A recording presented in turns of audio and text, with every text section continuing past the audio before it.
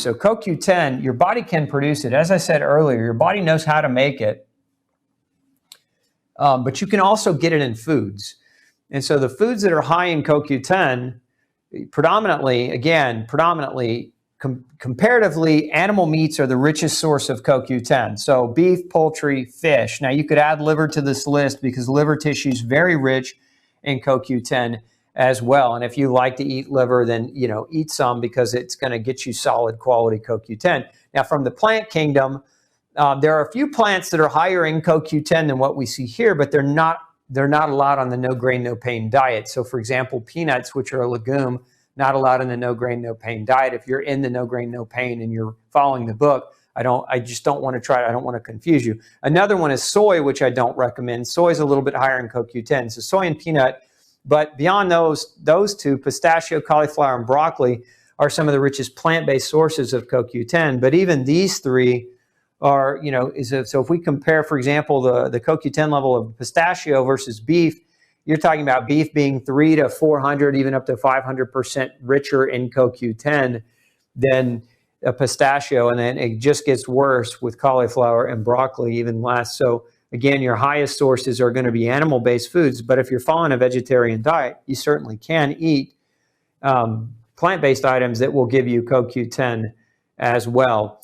So that being said, we know the symptoms of CoQ10 deficiency. We know the diseases associated with CoQ10 deficiency.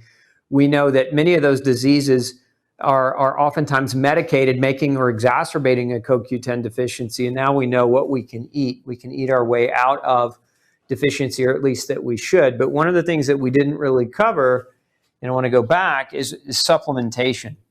So if you're looking to supplement, if you want to support your nutrition through supplementation, which if you're on any of these medications, again, it's probably not a bad idea at all. And understand that CoQ10 supplementation is not dangerous. There are no known toxicity reports of anyone ever reporting toxicity of CoQ10. And there are research studies where some people take as much as 2,400 milligrams of CoQ10 a day. But that being said, if we're looking at I'm going to give you kind of some ranges on CoQ10 and how much to take and what kind to take, because I think this is an important piece. CoQ10 is one of those things. It's like many other supplements, quality matters, and quality also costs more.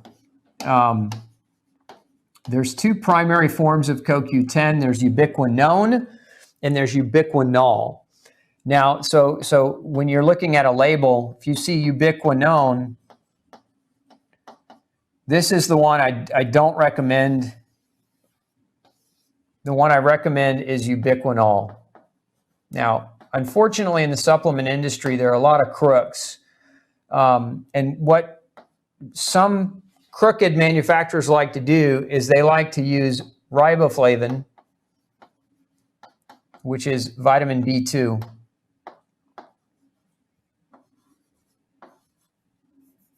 Vitamin B2, and what they do is they cut it.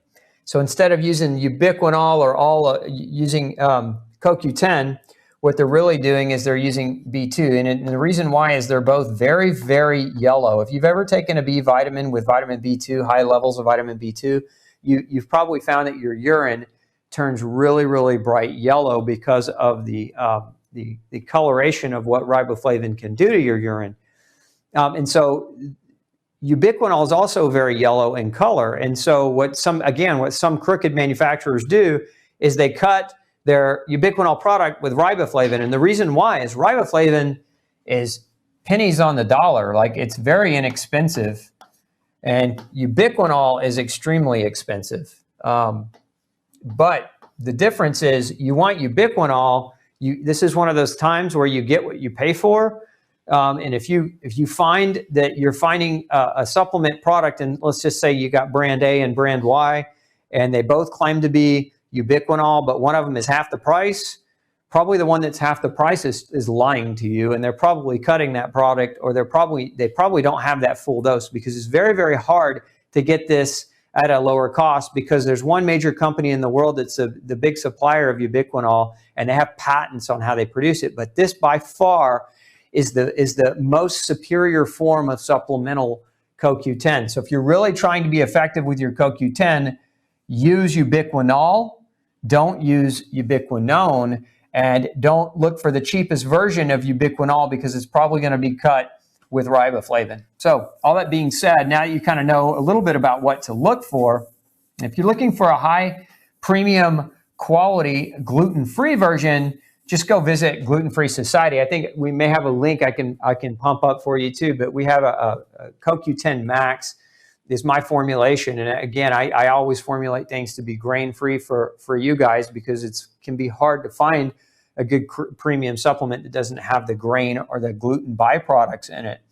But anyway, so what are we looking at? So if you are taking a statin and you're going to continue to take that statin, you should be around 300 milligrams a day as kind of your bare bones. Like you should be on 300 milligrams a day if you're taking a statin medication to offset what statins do. Remember, your body produces CoQ10, but when you take a statin, that pathway to how your body is capable of making its own CoQ10 is actually blocked, it's inhibited.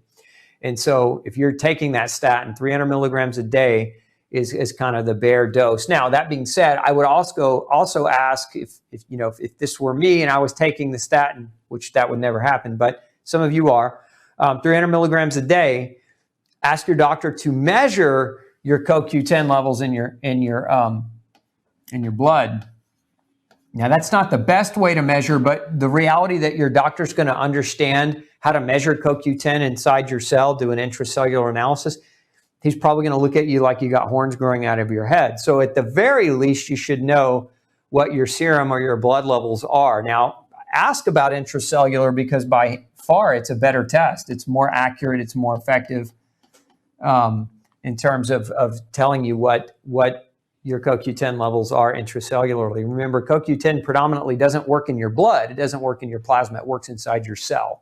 So that's why you want to have that intracellular analysis done. But 300 milligrams a day, and the same goes if you're taking any of these others, right? So now this is not an additive. This is not like if you're taking a statin and a blood pressure lowering medicine and a diabetic medication that you take 300 for each medicine that you're taking. It's not an additive component. You just want to make sure you're taking at least 300 milligrams a day because these things are depleting your level and hindering your body's ability to make its own. So you want to make sure this is, again, therapeutic in a sense, but if you're getting your levels measured and they're still not coming up, you can always have that conversation with your doctor to possibly go up from here. But again, CoQ10 very safe even at 500, 600 milligrams a day.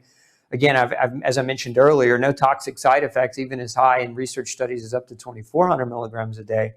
But you'll probably go broke trying to get 2,400 milligrams a day. And because like I said, if you're doing it right, it can get pretty expensive. Even at 300 milligrams a day, it can be a couple $100s a month if you're trying to stay on top of it. So now some of these other medications, if you're taking, again, if you're not taking any of these on this side, but you're taking over here on this side, 100 milligrams to 200 milligrams a day should do it because we don't have direct inhibition of production in this case. And then if you're just trying to be supportive of your overall cardiovascular health, your nerve health, your muscle health, and your immune health, anywhere between 50 and 100 milligrams a day is kind of, think of it as kind of maintenance dosing or maintenance levels. But again, remembering that the form needs to be a ubiquinol versus a bit ubiquinone. So there are a lot of products out there that carry ubiquinone, and there are reasons why we want ubiquinol. Ubiquinol is actually much easier for your body to absorb, much easier for your body to process. It can actually, studies show it actually elevates CoQ10 levels very, very rapidly in the body. And so just a far superior version versus what you might get otherwise. Hey, don't forget to check out the rest of the series right here. Make sure you hit subscribe below. And as always, thanks for tuning in.